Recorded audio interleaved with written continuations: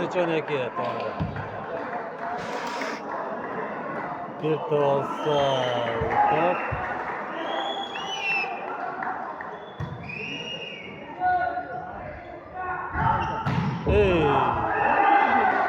Ana tuğanlar. Kutlayız Kaşkajol komandasını.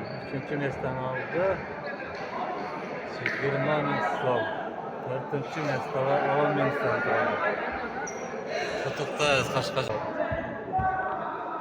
Kırağılcılar oyundaki 12 aylık voleybol oyunu.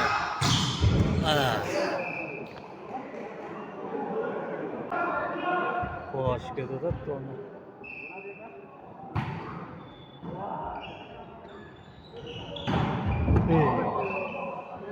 Это квад сокка.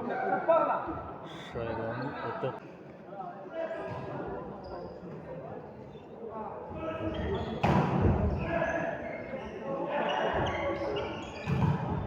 Hatta 2'den orta. Kaşkajol komandasını çaldı.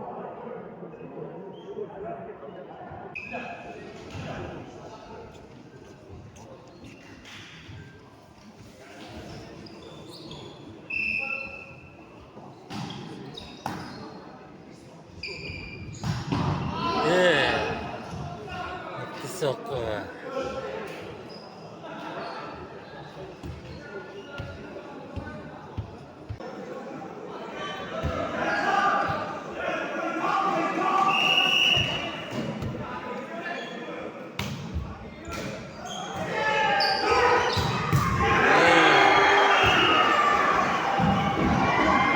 Это квад сокка Argen. Argen açıldı turanlar. Argen padajda.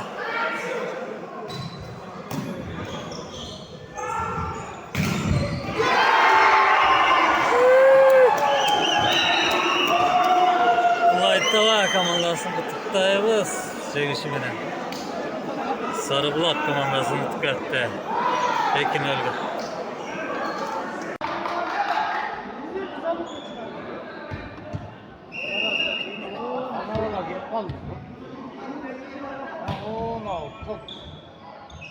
Get Argen'de.